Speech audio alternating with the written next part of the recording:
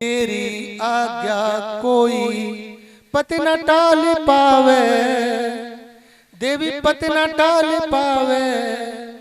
अच्छे अच्छे कांपे भय जब दिखलावे, जय पत्नी मैया। निज जननी मां शारदे परम पिता जगदीश, गणपत और गुरुदेव के रखूं चरण में शीश। गणपत और गुरुदेव के रखूं चरण में शीश। और दो दो ही माँ के लिए कि सब सुख सूखे पात सम, माँ ममता की मूल। नागर सुख परलोक भी माँ चरणों की धूल। क्या कहना है? नागर सुख परलोक भी माँ चरणों की धूल। और माँ के बारे में तो इतना कहा गया है कि जूते बनवाए भले पुत्र काढ़ निज खाल, मारिण से नागर ओरिण हो सकता ना लाल। मारिण से नागर ओरिण हो सकता ना लाल।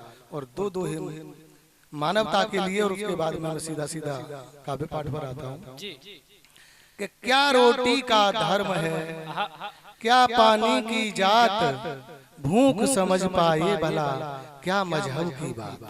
भूख समझ पाए भला क्या मजहब की बात। और आज हम कितना बटे कि बटे न मैं खाने यहाँ, बटे न मैं खाने यहाँ धर्मों के अनुसार, लेकिन मानवता हुई टुकड़े यहाँ हजार। लेकिन मानवता हुई टुकड़े यहाँ हजार। और मेरी जो पहचान है पत्नी व्रता कवि के रूप में।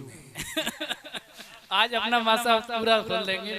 वैसे मैं चाह तो रहा था कोई गीत वगैरह सुना। नहीं नहीं, आज आप यही सुनाइए। जो मेरी पहचान है वो पत्नी व्रता कवि के रूप में है।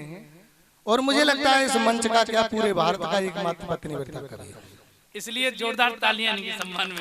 और जो आपके गांव में पाए जाते हैं, ये भी बड़ी बात है। और सब अपने अपने काव्य पाठ के अपने अपने इष्ट को मना करके शुरुआत करते हैं। और मैं अपने काव्य पाठ की शुरुआत देवों की देव, देवियों की देवी महादेवी पत्नी वंदना के साथ करता हूँ। और हाँ, इससे मुझे अंदाजा हो गया कि आप भी जो है पत्नी व्रता हैं कुछ, लेकिन इतना तो नहीं हो पाओगे जितना मैं। और मैं मंचासीन सभी साथियों से जी भैया श्री देवी जी की वंदना। जी जी जी जी।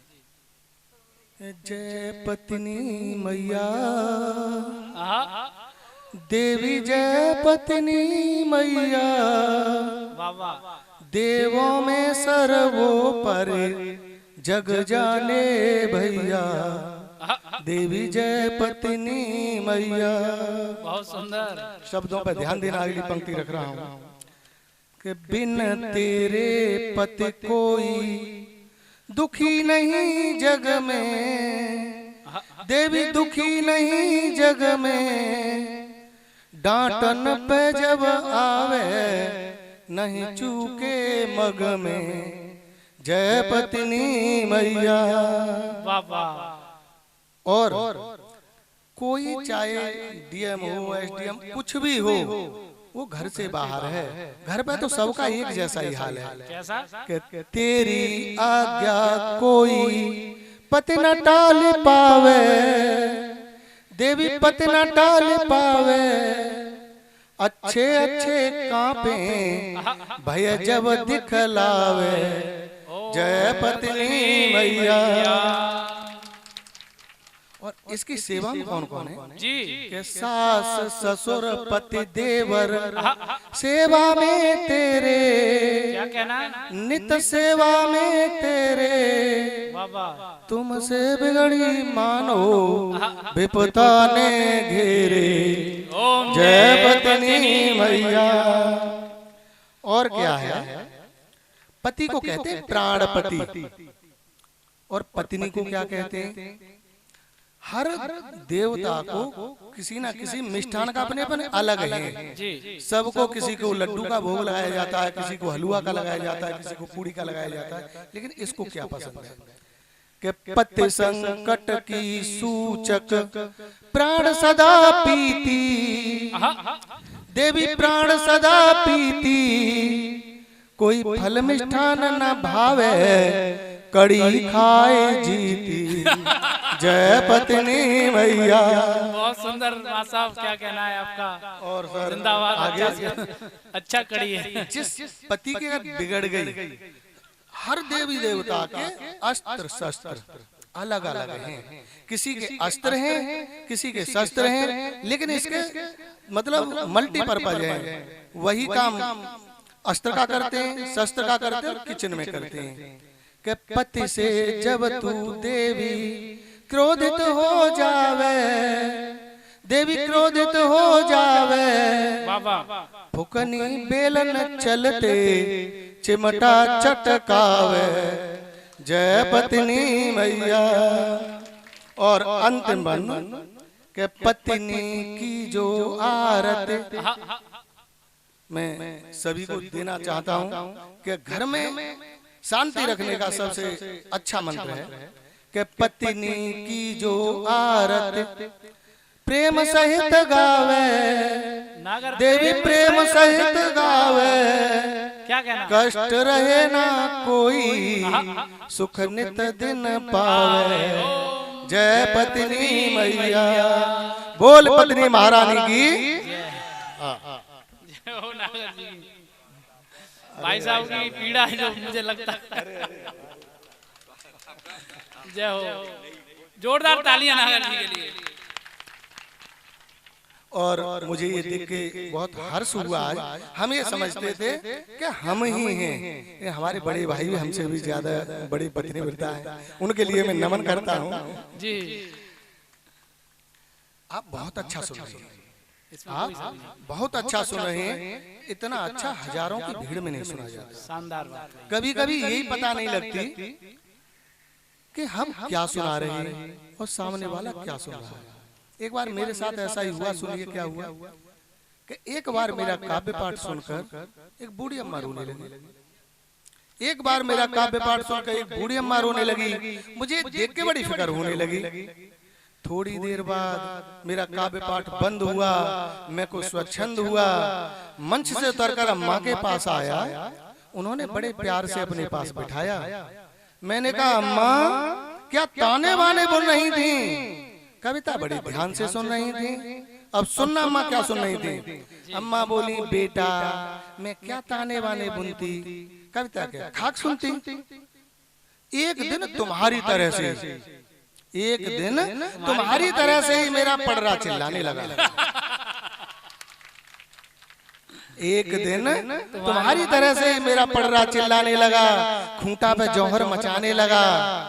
बेटा उसका चिल्लाना मुझको इतना अखर गया, चिल्लाते चिल्लाते पड़रा मर गया। मैं तो बस भगवान से एक ही प्रार्थना कर रही थी, एक ही बात से डर रही थी, आप जैसे सही सलामत आए हो वैसे ही सही सलामत अपने घर जाओ। कहीं ऐसा ना हो चिल्लाते चिल्लाते पड़रा की तरह से आप भी मर जाओ। और साहब और सुनिए, एक कहावत रही है कि हर पुरुष की कामयाबी के पीछे किसी न किसी महिला का हाथ होता है। आज मैं उस पुरुष को देख रहा हूँ, आखिर ये कहा किसने था? आज की स्थितियों को देखते हुए बहुत कष्ट होता है, ईर्षा होती है, लेकिन अब हो तो कुछ सकता नहीं है। लेकिन इस ईर्षा को घर पर पत्नी के सामने कभी व्यक्त ना करें, बाहर कुछ भी कह लें। एक बार क्या हुआ सुनिए। एक बार हमारी पत्नी ने हमसे फरमाया ये शादी का शुभ विचार आपको कैसे आया? ये शादी का शुभ विचार आपको कैसे आया?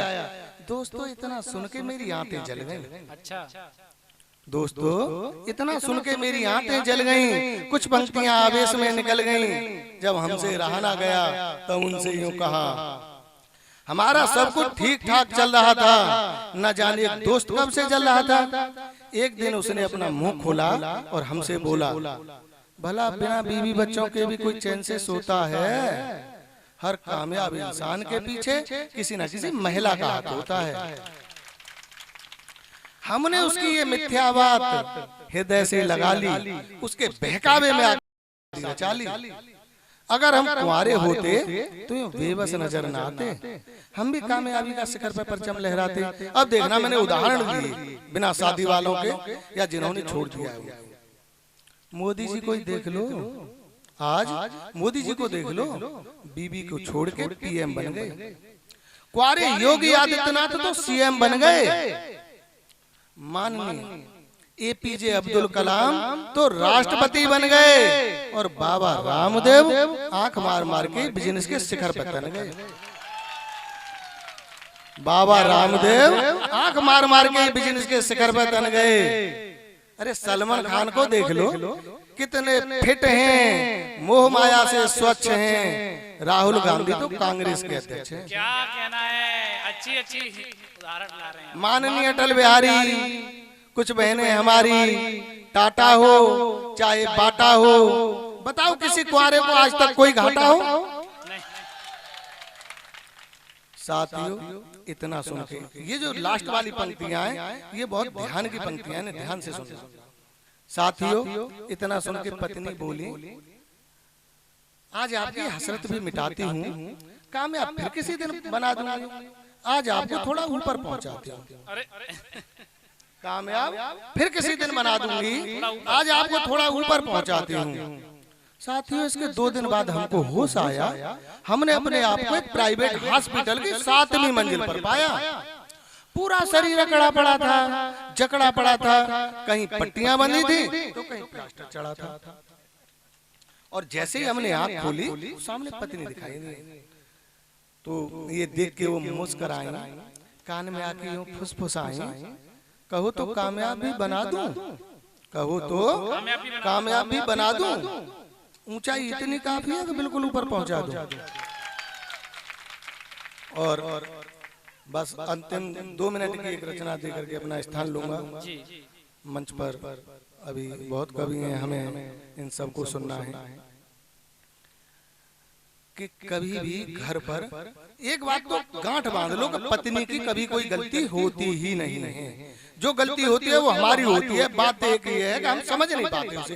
एक बार खाना खाते समय मैंने ऐसे ही कह दिया कि आज तो ऐसा लग रहा है सब्जी में कुछ नमक ज्यादा है, तो पत्नी झल्ला के बोली, नमक तो मैंने उतना ही डाला जितना रोज डालती थी, अब आप सब्जी कम लाई तो मैं क्या करूं?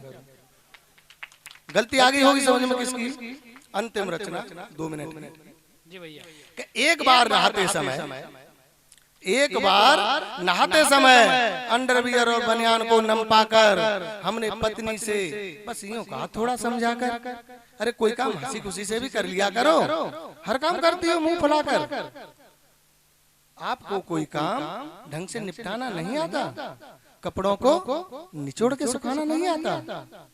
दोस्तों, इतना सुनते ही उनका तो पारा चढ़ गया। हमारी जरा सी बात से मिजाज बिगड़ गया और हमसे बोली, आपको तो सब कुछ समझाना पड़ेगा, एक दिन पास में बिठा के दिखाना पड़ेगा। काम हंसी खुशी से करती हूँ या मुंह मरोड़ती हूँ, कपड़ों को कैसे निचोड़ती हूँ। क्या कहना है? और अंतिम पंक्तियां ध्यान देने की हैं। फिर इसके बाद इस तरह की कोई बात आप दोबारा नहीं कहोगे और किसी दिन आप धो के निचोड़ दिए तो सुखाने के लायक भी नहीं रहोगे, सुखाने के लायक।